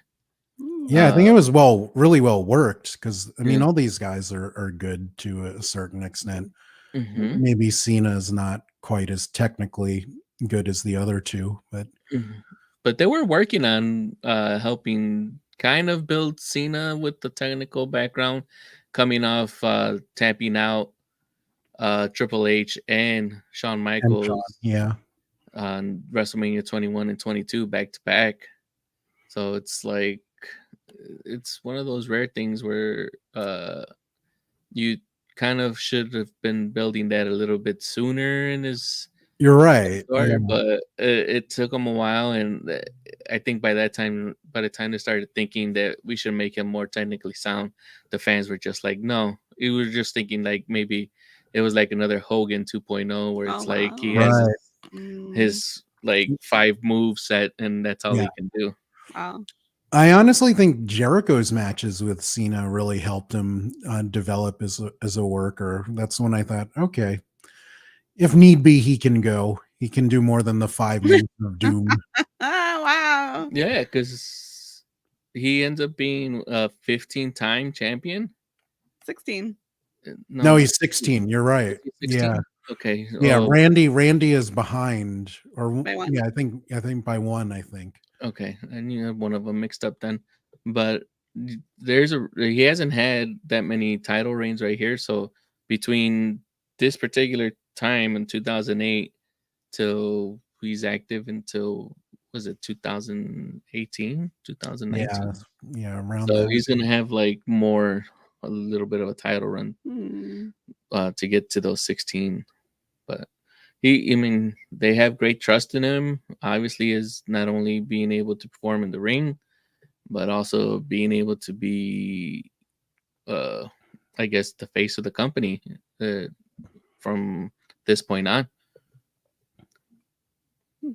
So, what did you think? Who were you rooting Point taken. What? for? Were you rooting for John Cena still, or were you? I don't know if you rooting for guys Randy? know that I am not a big fan of Triple H. I don't know what it is. I just haven't been a big fan of his over the years. So I feel like I have been seeing him everywhere. So it was interesting that Ray pointed that out a little while ago. 5 minutes ago. Time moves differently for my wife, Raymond. It's a multiverse. It moves backwards and forwards, but we're still part of the same timeline. I think if I want to interject, the reason why you don't like Hunter is the whole China Hunter Stephanie. I think it's more than that. Even like his medieval shtick when he first came out was like a little much for me. His blue blood. Yeah, people don't forget. So you didn't like when he did the bow and the. It almost looked like a curtsy that he was doing. He looked like Fabio. Like he should have been on like a romance novel. Yeah, that wasn't doing it for me. So I would definitely recommend you watch this match or revisit. What these wrestlers don't have. They don't have a lot of fashion because we don't see awesome wrestling gear from them. We don't see a lot of flair. You know what I mean? Like we don't see any like awesome colors or tassels or like any cool things. I think the coolest we've seen Cena at a WrestleMania is when he came out with a hat, looking like a little bit of a gangster. The Untouchables from the WrestleMania. Wearing his shorts still, not even slacks. Shorts. his jorts. Yes. But what they do have is strength. This is actually one of my favorite Triple H matches in a WrestleMania to date. So that's why it's a recommended revisit for me. And I am and have been a big fan of Legend Killer Randy Orton. And also a fan of the leader of the nation. So I enjoyed the brawling in this match. It was a good time. Again, like I said, I haven't had a chance to recommend like a Triple H match, but this one is it. He just worked really well with these two, so watch it. Yeah, we got some fun spots. We got especially from Randy. This one was a highlight for me. Was when he gets the both of them draping. Yeah, double stereo. I forgot what he looked like with hair. Right? It's so weird to see him like this. Because it's really like a testament for him, because like he's been able to not only like change his gimmick and kind of adapt, but he also like there's also like those points where you could be like, oh, this is the Legend Killer Randy. Oh, this is Evolution Randy. Because also he starts getting more tattoos as he progresses too. But you can definitely tell the eras. 40 pounds heavier now. Yeah, he's all mostly muscle. upper body. Yeah, like all muscle. But he was one of the first guys that really started paying attention to the sports science stuff, and he was one of the first guys to get his own bus for going to events. Oh, really? Yeah. Any like for any reason in particular, or longevity, to take care of his body better? So, because a lot of these wrestlers are just going from rental car to hotel, doing it all themselves, and you do that 200 something days a year. That wears on you. Comedians, yeah, show to show. Yeah, except they're getting their ass kicked every night at work. So like Randy was really. That's one of the reasons he's been able to have such a long career, is that he stayed pretty healthy for what's it, 20 something years he's been wrestling now. It's a long run. Longer though. Yeah, a little bit. It started like in OVW, like in either 2000 or 2001. So it's been like 20 plus years. And yeah, I like the finish to this match. We got Hunter getting the pedigree, and then ever the opportunist, we get Randy. This is when he was doing that punt kick before it got outlawed. Yes, for a little bit, because he ended up giving someone a couple concussion kick. Concussion? Yeah. Holy crap! And but I like this. It even though it didn't go like too long, you knew that this was going to continue, just because it's a triple threat match. Usually for these, who kind of like them to go around maybe 17-20 minutes. If you think you're gonna like actually have someone go over. So with this type of finish, I kind of expected this to go more, and it does go for a couple of more pay-per-views, a little bit more. But they did good. They still had continue this particular feud, and I did want to see more. So I recommend that you rewatch this match, just because it's not like one of those triple threat matches that you get where it's like one guy or two guys are like pretty much doing all the work. It's all three of them are actually putting in everything here. They're all pulling their fair share on this particular match, and they make it work. Finally, Hunter. And plus, this was the hardest spot on the card all night. Like, how do you follow Flair and Michaels? That like, I guess you do it with that's the filler match. But I mean, the first real match after that. No, I get him. I get what Raymond was saying. At first, I was like, "What do you mean the lumberjack match? How do you follow that?" But yeah, I think by this time Hunter has learned, because he had his match, the first ever like main event match that he had at WrestleMania was the Benoit with Benoit was the triple. Yeah. They had the Hollywood Hogan versus The Rock. Yeah.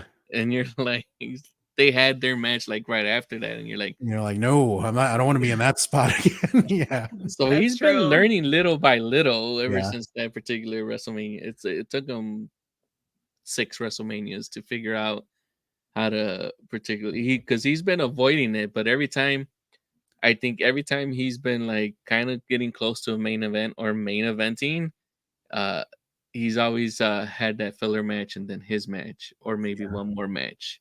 So very smart. yeah, but I think for this one, I think you should have just had the Ric Flair match at the end.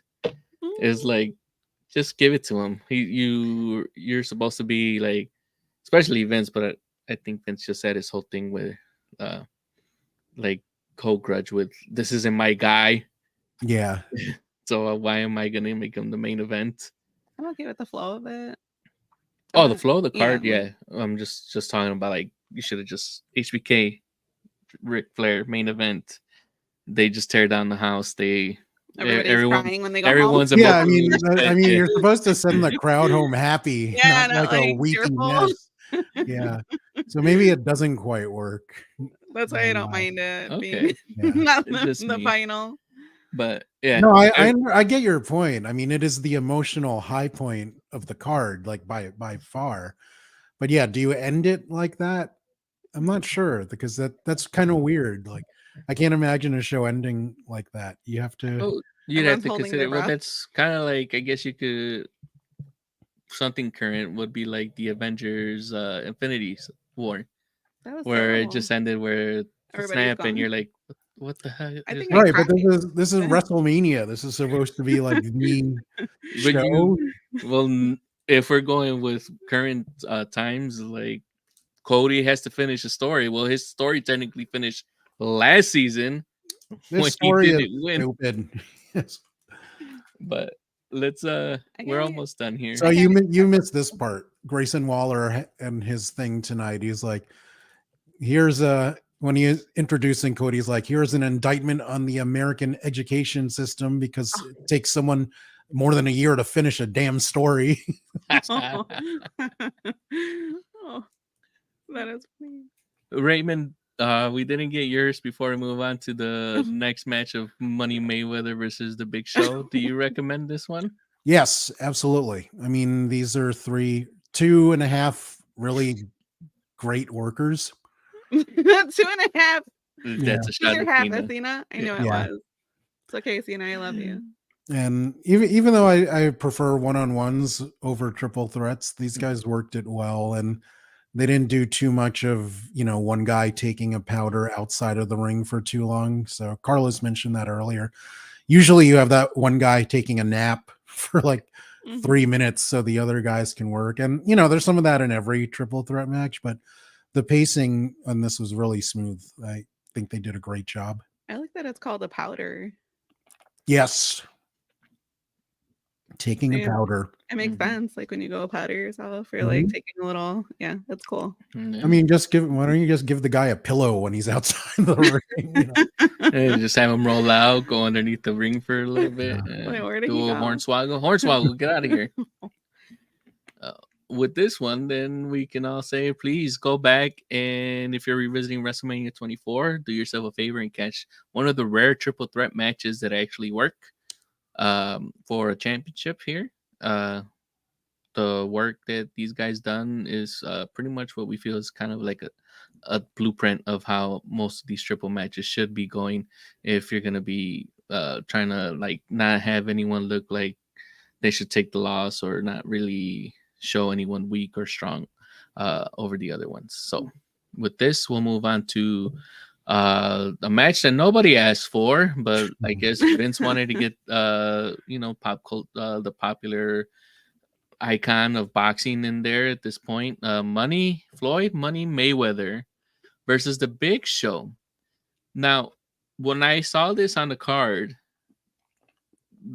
trying to do this revisit, for some reason I thought this was a boxing match. Why? I don't remember. Yeah, I don't remember why, but maybe it was because the way it finished. But I was like, I always thought that this was a boxing match. I didn't know this was a no DQ match, and now it makes sense because there would be no other way of That these how two would. Mayweather would actually beat the Big Show, besides a new no DQ match. But for some reason, I had some type of Mandela effect with this match, and I always thought it was a boxing match. Well, half Ah. of them were boxing. Because I was like, it didn't make sense that Big Show would lose in a boxing match to Mayweather ever. So, Ray, what's the vibe like when you all are watching this? We felt bad for Show, but he always does stupid shit at WrestleMania. He had a sumo match also. Yeah, he Is did. that later or before? I don't know. No, that was before. And we Yeah. think we covered that like in 21. Yeah. It's And like, wish I didn't see it, but we saw it. not a fan of Floyd either as a person.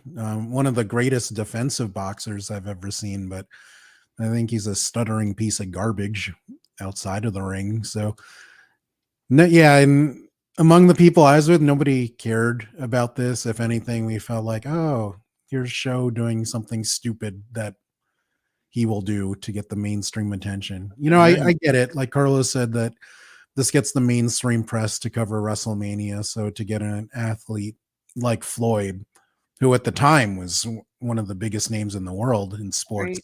Right. Yeah, So- one of the biggest egos versus one of the biggest athletes. God, what's with those pants?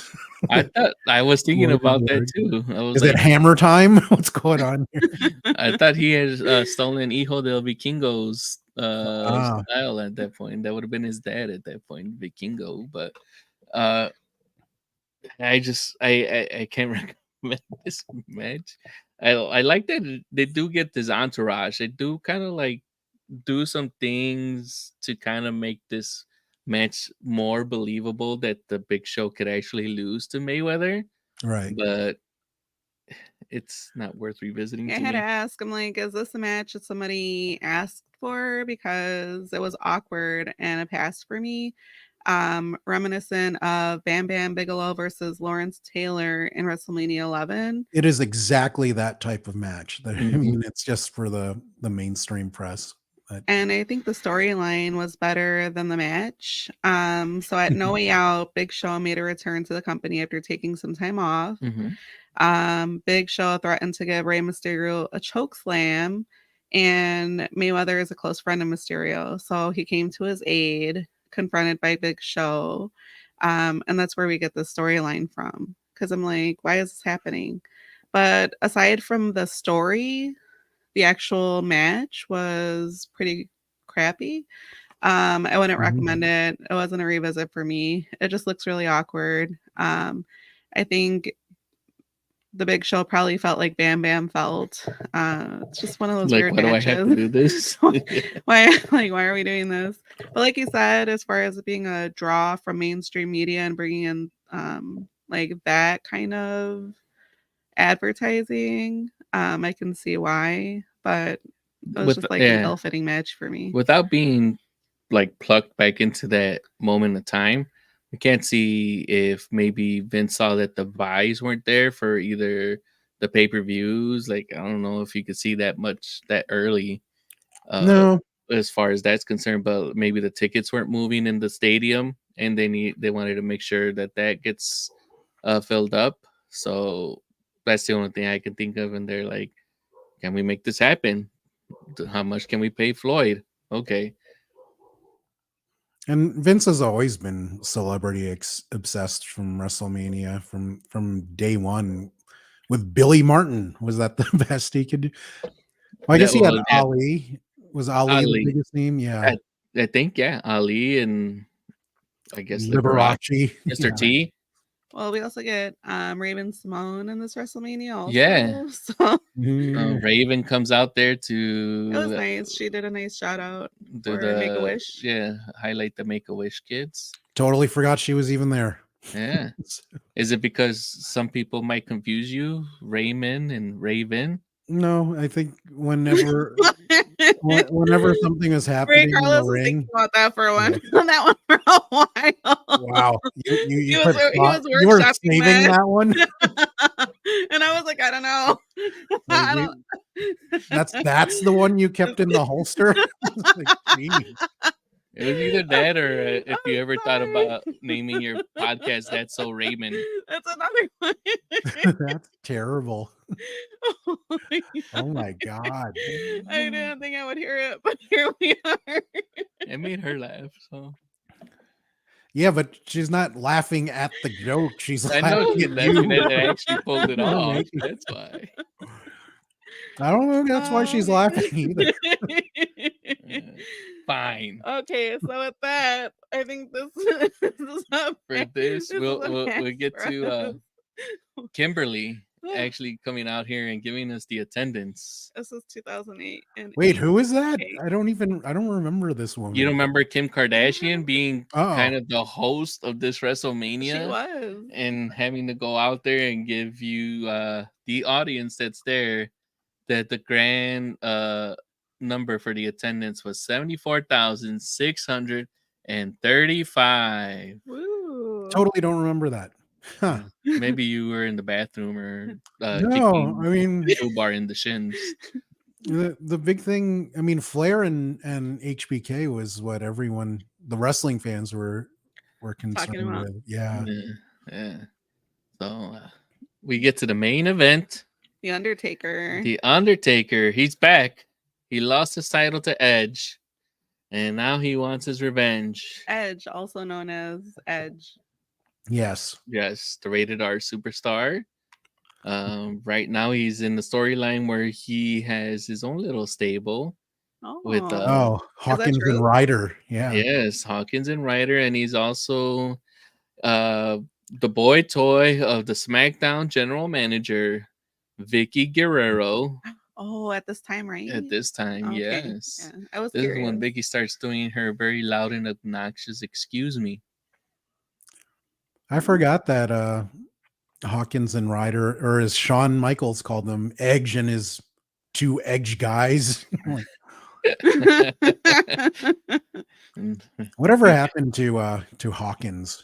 Like, Then he finally I'm pretty sure he's doing like indie probably work somewhere. I don't know where, but and then Matt Carbonara is he at AEW or TNA? oh, he's working the indies. He's the Oh, is indie he? king. Wow. That's what his moniker is. The indie WWE blew it with him. He Uh, was so over by himself. I'm sure they were gonna try to get him when they got his wife. But That's right. I forgot they're married. Chelsea Green, if people were not aware about that are watching, but I think he's just happy just making his money through the indies now. And I know his name is not Matt Carbonara. It's What's his name? Matt Cardona. Yeah. Cardona. But Carbonara is funnier. All Yeah. right. Zack Ryder, don't come for Raymond if he mispronounced. No, I think Evil Uno called him that first, I think. And with that, so we get Undertaker versus Edge. What did you think, Maria? You're a fan of the Undertaker? Well, I thought it started off a little slow, but I overall like this match. I Mhm. recommend it. I'm a fan of the Undertaker. You get your druids again, and I asked if this was Raymond, do you remember out of all the WrestleManias, or am I just having like an old person's memory now that I am getting up there with age?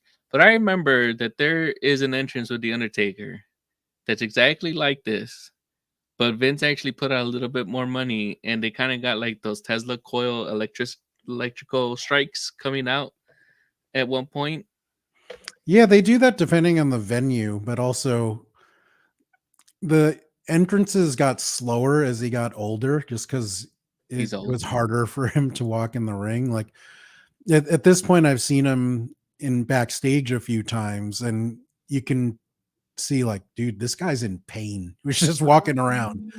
So yeah, maybe the Tesla coils were to take attention away from his hobbling so you couldn't tell how messed up he was going to the ring. Just a guess. Yeah, so I'm still hunting for that entrance. So I haven't seen it. Maria keeps asking me Is this if, the if druid? this is it. I mean, we've got everything set up. We got the druids, we got the chanting, we got the torches. Now I just need the electrical because Undertaker's not really doing any. But like 1990s on CD, watching advertisements and commercials, Druids and chanting was a big thing. Oh, they had the Gregorian monk thing. Yeah, Validation. what a weird period of time. Just Yeah, to like. I think my dad had some of those CDs back then. Yeah, so I like a couple of spots in this match. We get Edge giving the Undertaker an extreme close up in high definition. Whoop, whoop. Yes, this is the first WrestleMania to be in HD, and we decided to use those HD cameras for a good cause here.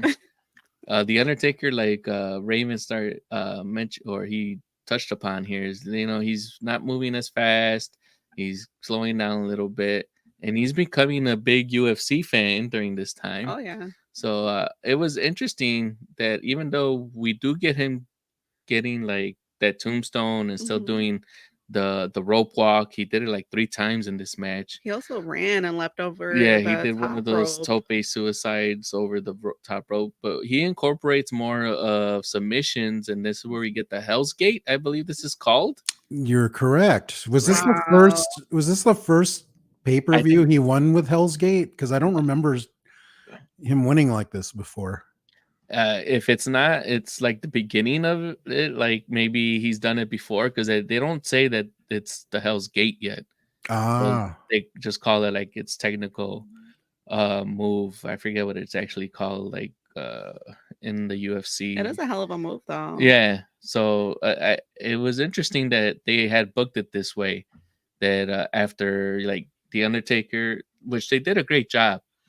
Edge, like throughout this match, they build him like as a very like intellectual, like kind of like Triple H, but they didn't want to like call him a cerebral assassin. Yes. But he was doing a good job of like finding ways to get the upper hand on the Undertaker.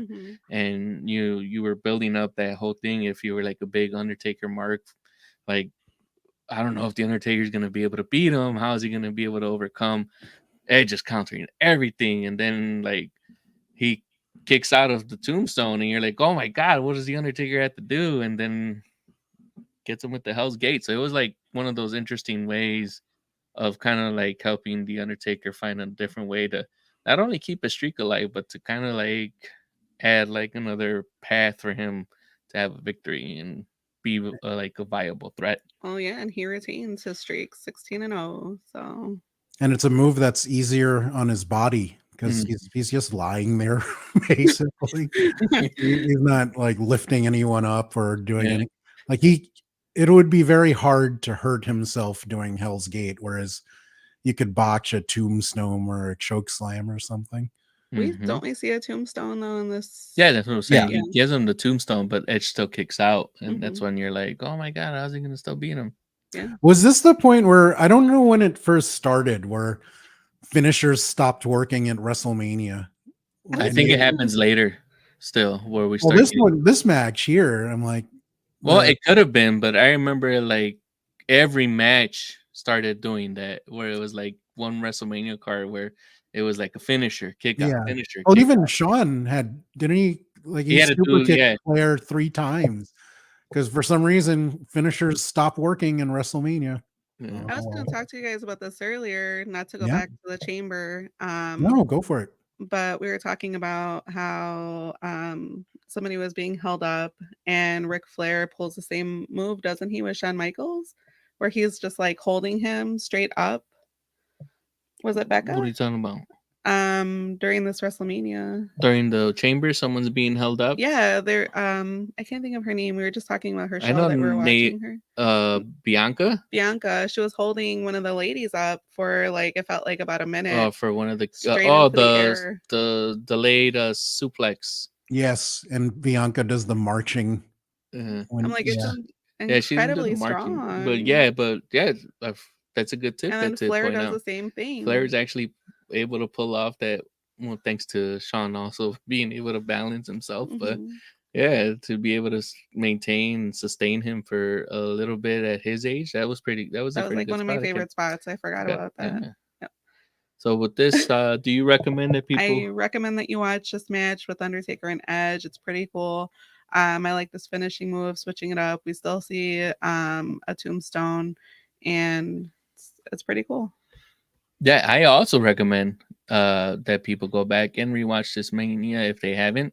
If you're watching WrestleMania 24 for the first time, but if you are a fan of The Undertaker, I also recommend that you do add this to something if you haven't watched it either, just because it just shows the evolution that The Undertaker, even though he's taking inspiration from the UFC, he's still able to find ways to make himself relevant and make himself a viable threat to the other opponents he's facing. And then it also gives the bookers like something else that they, well, maybe we'll do the Hell's Gate this. What do you think, Taker? Oh, okay. 16-0. Raymond? Yeah, I like this match as well. I mean, Taker clearly lost a step, but I think this is when Edge was approaching the peak of his powers. And I like seeing him here. This match, the hardcore match he had with Foley, he just got really good. And I wasn't expecting it because I always thought, I think of Edge and Christian and doing the comedy bits or doing the high spots in the TLC matches, but having a good one-on-one, well-constructed match that I didn't know that he was capable of that. And he pulled this one off and several more. So this really started making me pay attention to Edge and where he would go in the future. Awesome. Yeah. With this, we can put WrestleMania 24 behind us. Oh, one thing. Yeah. Did you know, or did you see that during this celebration when The Undertaker and then they had like all the fireworks, or were you out of the suite? Because it ends up reported that people ended up getting like injured from like a fireworks misfire, like one of the cables from. Oh wow, I had never heard that until today. So yeah, 45 people get injured in one of those fireworks displayed during the Undertaker's celebration, and nothing comes up after that. Like if it was settled, which more than likely it was settled out of court, but yeah, we just know that 45 people got hurt. We were definitely not paying attention. We were reading from Batista's book and doing I'm sorry, I love you super kick. With that, yeah, Ray, do you have anything to plug or shout out? No. Go check out my channel Arpad TV when you have a chance. And watch this Michaels Flair match. It's honestly one of the best things I've seen in wrestling. And Shawn would have two more of the best things I've seen in wrestling in the next couple of WrestleManias, oddly. So I love the second half of Shawn Michaels' career. I think he was so good for his last couple of years. And this is one of the best matches from a storytelling perspective that I've ever seen. Okay. Well, Raymond, thank you very much for joining us. Yeah. And this revisit, we always enjoy having you here. Not only giving us the little tidbits and behind the scenes and sharing your pictures with us in regards to this WrestleMania event, but also your thoughts on the Elimination Chamber match. And we do plan on putting out the audio for this. If you are an audio listener, on Monday the 26th, we'll put out there on Apple, YouTube Music, Spotify. Do you have anything else? Oh, if you want to send us a message, add some comments. We love to read them. Some are super funny. What did that last person say? Oh, one of our shorts, some guy. Did you see that short we posted? One of the guys about John Cena and his big lawsuit that Ford put against him because he sold his car early. No. So we put out this short from our previous guest Tony, who shared that story about John Cena getting sued because he sold his car too soon because he was too big for it. And some guy was like, who the F cares what John Cena's doing? Like a comment is a comment. So add your thoughts and comments. Yeah, we read all the comments. We reply to some of them. Send us a telegraph. So if you have any questions, comments, concerns, comment on our YouTube. We're also on Facebook Live. Send us a carrier pigeon. Twitch. Email us at revisitingmania@gmail.com. We do plan on having another live stream, but I want to say it might be either next Sunday for WrestleMania 25. Raymond, you have Batista's book. Are you plugging his book? No, I'm this is a PSA. Oh. Don't read this book ever. You will become dumber after you read this. What if we want Batista on the show? It should be called Stupidity Unleashed. Well, if we do have Batista, we just want to invite Raymond. If you have made it this far, thank you very much for joining us. Don't forget to comment and like and share and subscribe to our YouTube channel or any of the podcast platforms that we are currently on. Send us a message in a bottle. Okay. Have a great night and thank you for joining us.